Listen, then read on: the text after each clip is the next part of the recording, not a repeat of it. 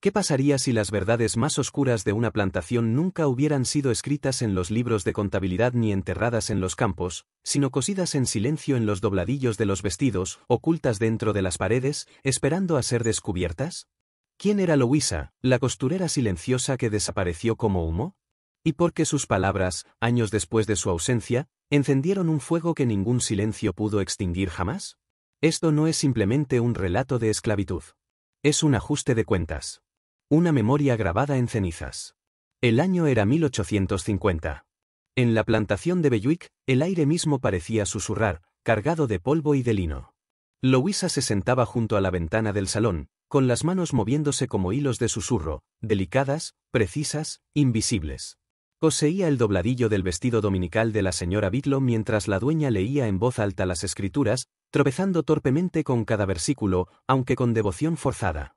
Louisa asentía cuando era esperado, no por fe, sino porque la sumisión silenciosa era su escudo. Decían que tenía la piel clara, pero nunca la llamaron pariente. Los ojos de su madre, oscuros e infinitos como el agua del pantano, ardían aún en su rostro, y el silencio de su padre vivía en sus huesos, aunque nunca lo había conocido de verdad. Su sombra atravesaba de vez en cuando la casa grande, pero siempre permaneció como un extraño. Louisa no había nacido para los campos. Su lugar estaba en la silla de costura, bordando encajes en un mundo que jamás le permitiría pertenecer a él. Belluic, susurraban algunos, no era cruel como las plantaciones severas de Georgia ni como las del profundo sur de Mississippi. No, Belluic era peor. Su crueldad vestía guantes de seda. Su brutalidad sonreía mientras cenaba con cubiertos de plata. El señor Bitlow, el amo, casi siempre estaba ausente por negocios, dejando a su esposa y al capataz, Coil, al mando. La voz áspera de Coil y sus manos manchadas de algo más que tierra rondaban todos los rincones. Cada domingo, después de que los Bitlow regresaban de la iglesia, Louisa se sentaba en el pasillo trasero remendando sus ropas. Era un corredor estrecho donde las tablas del suelo gemían con un tono distinto, como si transportaran susurros a través de la madera. Desde allí lo escuchaba todo, secretos intercambiados como contrabando, vergüenzas pronunciadas solo a puerta cerrada. Escuchaba de tutores que se escabullían hacia los cuartos de esclavos en la noche. Escuchaba de un niño nacido demasiado pronto para pertenecer al esposo al que se le atribuía. Louisa escuchaba con atención, porque las paredes, por sí mismas, no podían hacerlo. Había existido otra costurera antes que ella, una muchacha llamada Mabel. En el invierno del 48, Mabel desapareció. Dijeron que había huido. Pero Louisa sabía mejor, los pies de Mabel eran demasiado débiles para llevarla lejos, y el miedo hacía mucho tiempo que le vaciaba los ojos. Tras la desaparición de Mabel, Louisa fue trasladada de la cocina principal a la casa grande. Lo llamaron un ascenso.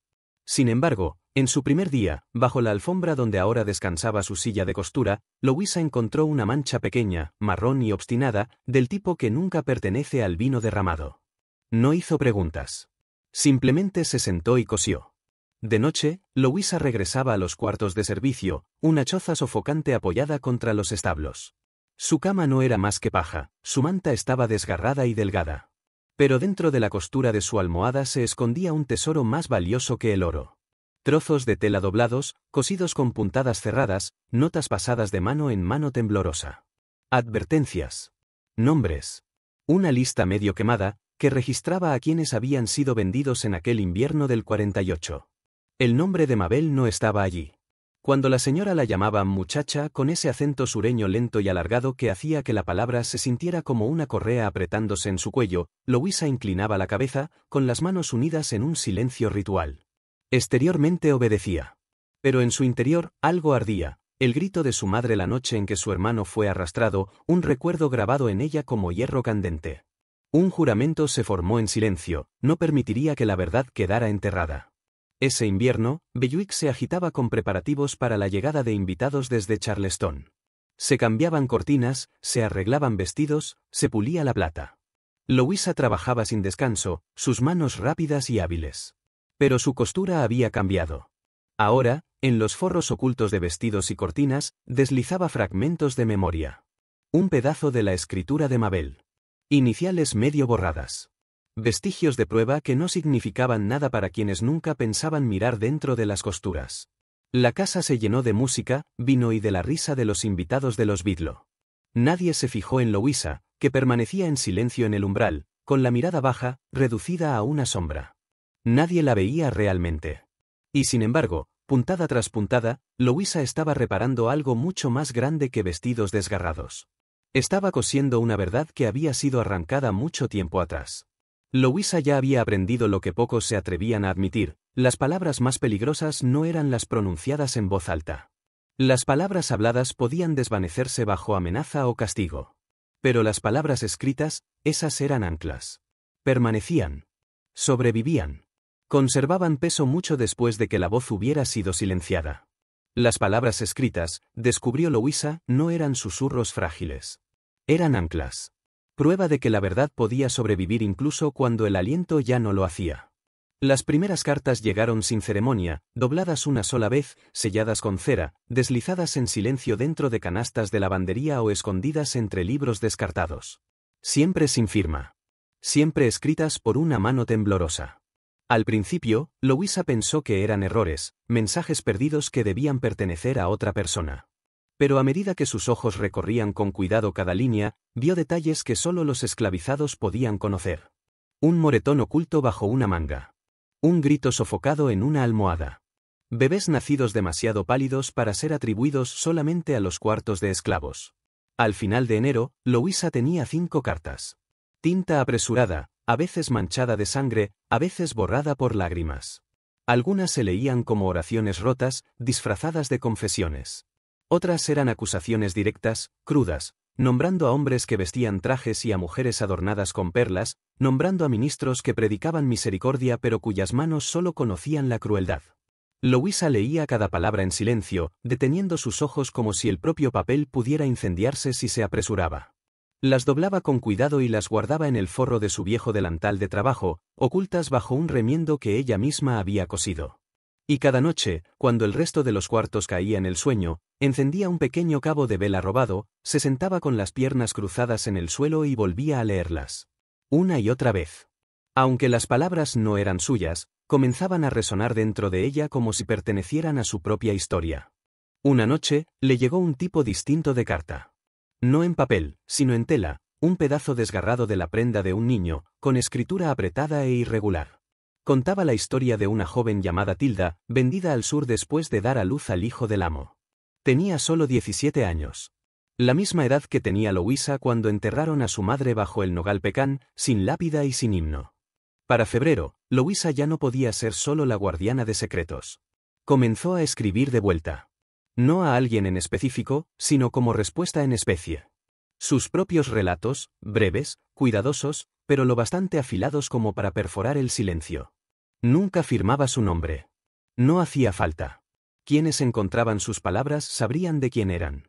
Escondía sus cartas en ladrillos huecos cerca de la cocina, bajo tablas sueltas del suelo, e incluso una vez, con temeraria osadía, dentro del escritorio del aula donde el hijo menor del amo aprendía sus números.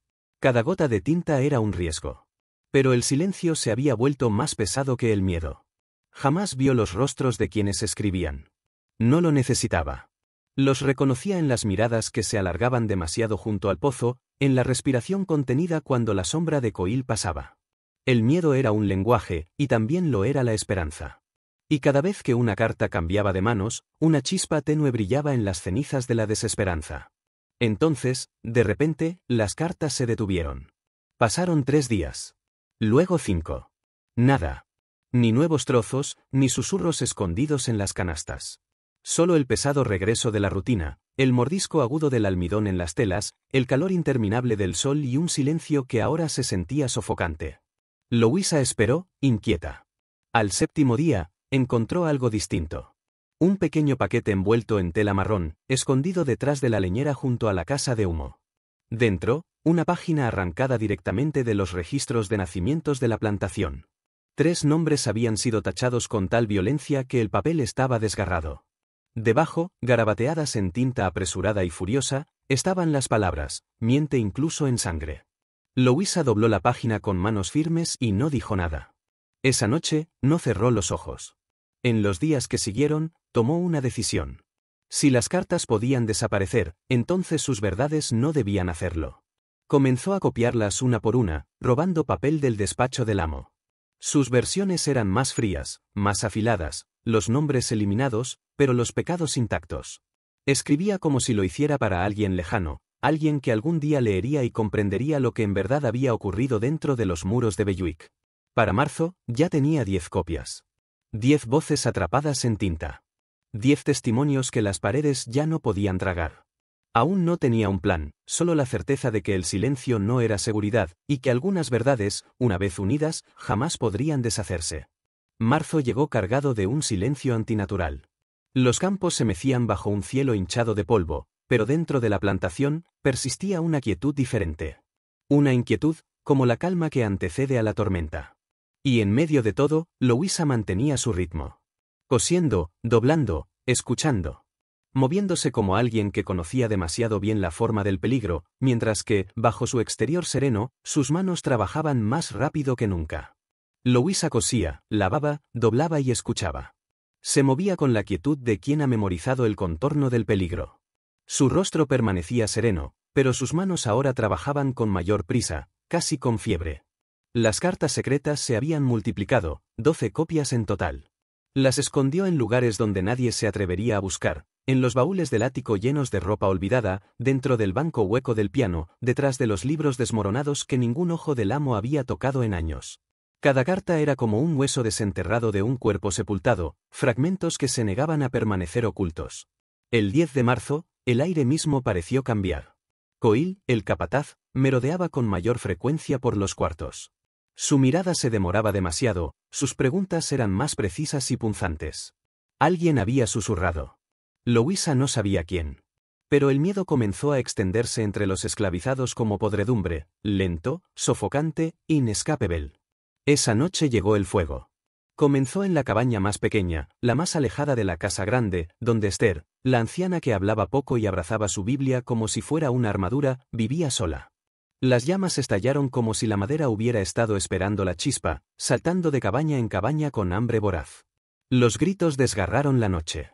Los hombres corrieron con cubos, los niños descalzos huyeron sobre el suelo ardiente.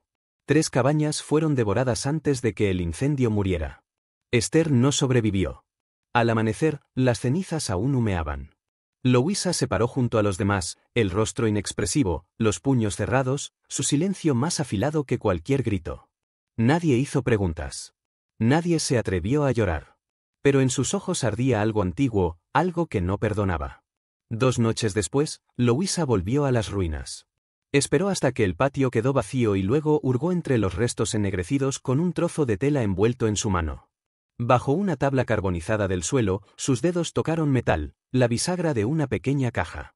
Dentro, medio quemadas pero intactas, encontró 3 páginas frágiles. Una carta sin firma, con la caligrafía apretada y temblorosa. Hablaba de un niño nacido en la casa principal y presentado como pariente. Hablaba de la noche en que Mabel desapareció. Hablaba del silencio de Esther, comprado con monedas y amenazas. Louisa no lloró. Dobló las páginas con cuidado, las presionó contra su pecho y las escondió bajo su delantal. Luego se alejó. Esa tarde, mientras comenzaban los preparativos de la cena, el hijo menor de los Bitlo irrumpió desde los establos, riendo. En su mano llevaba una de las copias ocultas de Louisa. La agitaba como un juguete, preguntando qué significaban esas palabras extrañas. La cocina se congeló. Coil apareció, tomó el papel de la mano del niño y se marchó sin decir una sola palabra. Louisa mantuvo la vista baja, su cuerpo rígido en quietud absoluta. Al amanecer, comenzaron las redadas. Los cuartos fueron destrozados, los catres de paja volcados, las paredes golpeadas con puños. Las pocas pertenencias de Louisa quedaron esparcidas por la tierra. Su delantal fue rasgado. Pero las cartas ya no estaban allí. Ella las había movido la noche anterior, escondiéndolas en un espacio hueco bajo la pila de piedra junto al pozo, un lugar donde ninguna mano blanca pensaría en buscar. Esa noche, el aire pesaba con un silencio insoportable. No se alzó ningún canto. No se pronunciaron oraciones. Solo una respiración superficial y temerosa compartida en la oscuridad. Louisa permaneció despierta, con la espalda apoyada en la pared, la carta chamuscada extendida ante ella. Una y otra vez, sus dedos recorrieron sus palabras. Esther lo había sabido. Mabel había resistido. Y ahora algo se agitaba en las cenizas que el agua no podía apagar. El fuego, comprendió Louisa, no siempre era destrucción. A veces, era el comienzo. Poco después, llegó una invitación. Escrita con elegante caligrafía, sellada en cera roja marcada con el escudo de los Bidlo, 2 palomas posadas sobre una rama de algodón. Anunciaba una gran cena para honrar a inversionistas visitantes de Charleston. Pero Louisa sabía que la fecha no era casualidad. Las deudas de los Bidlo se habían vuelto más sonoras, susurradas en las hojas de los libros de cuentas y en las cartas urgentes del banco. Ahora el señor Bidlo había regresado, moviéndose por la casa con una compostura forzada, su sonrisa demasiado pulida, sus palabras ensayadas como vidrio quebradizo. Louisa fue asignada para preparar el salón y ocuparse del vestido de la señora Bidlo, una seda verde pálido cuyo bordado había comenzado a desvanecerse. Mientras trabajaba, sus dedos rozaron una costura oculta que ella misma había cosido en el corpiño mucho tiempo atrás. Sus ojos se detuvieron allí. Y por primera vez en días, sus manos se quedaron quietas. Con manos firmes, Louisa deslizó una hoja doblada dentro de la costura escondida del vestido de la señora Bidlo. No era una de las originales, sino una copia cuidadosamente reescrita por su propia mano. No contenía acusaciones. No había amenazas abiertas. Solo un recuerdo, preservado como una cicatriz que se niega a desaparecer, la historia de una joven esclava, encerrada en el ático durante un invierno amargo. Cada noche llegaba un hombre, trayendo regalos, dejándola con un hijo que nunca había pedido. El nombre de la muchacha fue borrado del hogar, nunca pronunciado en voz alta. Sin embargo, su rostro seguía presente, reflejado en los pómulos del hijo menor de los Bidlo. Esa noche, la gran cena se desarrolló. El salón resplandecía con velas. Se sirvió vino, la carne asada llenaba el aire junto al clavo y al humo. En la cabecera de la mesa, el señor Bidlo relataba historias, su voz suave, su encanto ensayado. Los inversionistas de Charleston escuchaban, levantaban sus copas, reían satisfechos. En el extremo de la mesa, la señora Bidlo permanecía erguida, su postura impecable, pero con los ojos apagados, como si llevara sobre sí un peso invisible que solo ella podía sentir. A mitad del segundo plato, sacó una mano de su manga y extrajo la hoja oculta. Sus dedos temblaban mientras la desplegaba. Leyó línea por línea, su rostro pálido bajo el resplandor de las velas. Al principio, nadie se percató. Luego, un tenedor cayó contra el plato. Un vaso se quebró sobre la madera. El silencio barrió la mesa. Ella se levantó, su voz tan callada como el viento atravesando huesos. Colocó el papel frente a su esposo y formuló una única pregunta: ¿de quién es el hijo? La sala se congeló. El rostro del señor Bidlo se tensó, su mano vaciló al alcanzar la hoja. Los invitados se removieron incómodos, masticando sin tragar, desviando la vista hacia cualquier otro lugar. Él leyó, dobló la carta y murmuró: «Lo explicaré». Pero la explicación nunca llegó. La señora Bidlo abandonó la mesa en silencio. Los invitados, inseguros de su papel en aquel desmoronamiento, volvieron la atención a sus platos. Un juez tosió en su servilleta y preguntó cortésmente por el rendimiento del algodón. La comida continuó a duras penas, pero su sabor se había agriado. Desde las sombras del pasillo, Louisa observaba, su corazón sereno. Algo se había quebrado. El tipo de fractura que se extiende más allá del fuego, más allá de cualquier herida. Esa noche la casa se agitó con inquietud. Puertas que se azotaban. Pasos que resonaban por los pasillos. Louisa se movió como una sombra, recogiendo las últimas de sus copias, con la mente afilada. Sabía que crecerían las sospechas. Que vendrían los registros. Pero la semilla ya había sido plantada, y las semillas siempre encuentran la manera de abrirse paso a través de la piedra. La señora Bidlo nunca podría dejar de ver el parecido del niño. La vergüenza crecería, corroyendo los cimientos del nombre Bidlo. En los aposentos de los sirvientes, una voz tarareaba una melodía, suave, sin palabras, un viejo canto de campo llevado solo en el aliento. Louisa escuchó, dobló la última carta con hilo y la guardó en el bolsillo que había cosido en su propia ropa. La cena había terminado, pero el hambre de verdad apenas comenzaba. La tormenta no estalló en los cielos, sino dentro de la propia casa. Un decantador hecho añicos. Una puerta azotada como trueno. Voces alzadas retumbando tras las mismas paredes que antes solo guardaban susurros. Al amanecer, Belluique estaba inmóvil. Ni siquiera los pájaros se atrevían a cantar. El señor Bidlo se encerró en su despacho, despidiendo al personal, cancelando reuniones. Su rostro, antes encendido por el licor y la soberbia, se había vuelto pálido, como si estuviera vacío por dentro. No habló con nadie. La señora Bitlo se recluyó también, cortinas cerradas, su vergüenza oculta bajo capas de polvo de arroz. Louisa se movía en silencio entre sus quehaceres, pero el ritmo ya no era el mismo. No había cartas que copiar. No había secretos que esconder. La verdad ya había sido liberada, y ahora reposaba pesada, asentándose como polvo tras un derrumbe. Caminaba como entre ruinas, reverente, callada, pero convencida de que algo había terminado. Entonces llegó la sangre. En la tercera mañana, antes del amanecer, uno de los muchachos del campo encontró la puerta del despacho entreabierta. Adentro, el señor Bitlo yacía desplomado sobre el escritorio, una pistola caída junto a su mano. En el suelo, un papel a medio escribir, números, deudas, nombres, inconcluso. La tinta se mezclaba con el rojo que se extendía bajo él. Lo llamaron suicidio. Al mediodía, el alguacil del pueblo llegó. Miró el cuerpo encorvado sobre el escritorio, no hizo preguntas y no dejó espacio para la duda. La muerte fue declarada privada, el ataúd sellado con clavos antes de que los rumores pudieran propagarse. La casa entró en luto, pero no en duelo. Los sirvientes vistieron de negro, pero en sus ojos no había dolor. La señora Bitlo lloró en silencio, sus lágrimas escondidas tras las cortinas cerradas. Luego envió un mensaje a sus parientes en Savannah. Los invitados de Charleston se marcharon sin despedida, dejando sus copas a medio recordar sobre el aparador. En los campos, el trabajo continuó, pero cada movimiento era más lento, cada sonido más apagado. Era como si la tierra misma llevara el peso de algo recién enterrado. Y esa noche, Louisa desapareció. Nadie la vio partir. Ningún carro la llevó. Ningún rastro marcó la tierra. Su cama quedó intacta, sus pocas pertenencias aún en su lugar, salvo el delantal, remendado y gastado, con sus costuras ocultas ahora ausentes. Solo Coil rondaba por los aposentos, murmurando con amargura acerca de propiedad robada, traición, falsedad. Pero nadie le respondió. El silencio era deliberado, escogido. Las semanas se arrastraron. Belluic continuó, pero cojeando, debilitado. Las órdenes del capataz cargaban menos peso. Los trabajadores se movían despacio, con intención, como si cada tarea se hiciera no para sobrevivir, sino para dejar pasar el tiempo. Más allá de las puertas de Belluic, el mundo seguía girando, indiferente. Entonces las palabras emergieron.